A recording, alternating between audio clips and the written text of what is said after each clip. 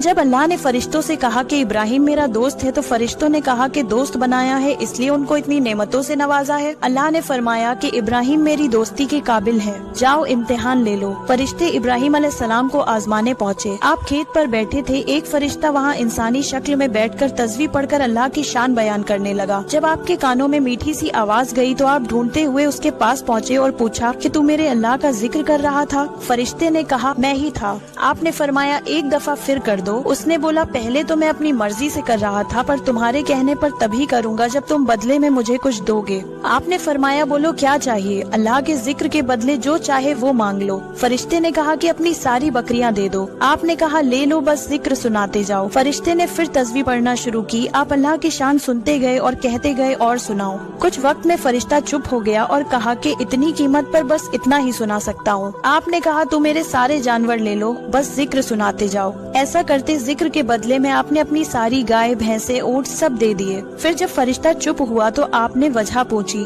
فرشتے نے کہا اب تمہارے پاس کچھ نہیں ہے، اب کیا دو گے؟ آپ نے فرمایا کہ اب تم اتنے جانوروں کے مالک ہو، ان کی رکھوالی کے لیے تمہیں غلام تو چاہیے ہوگا، تم مجھے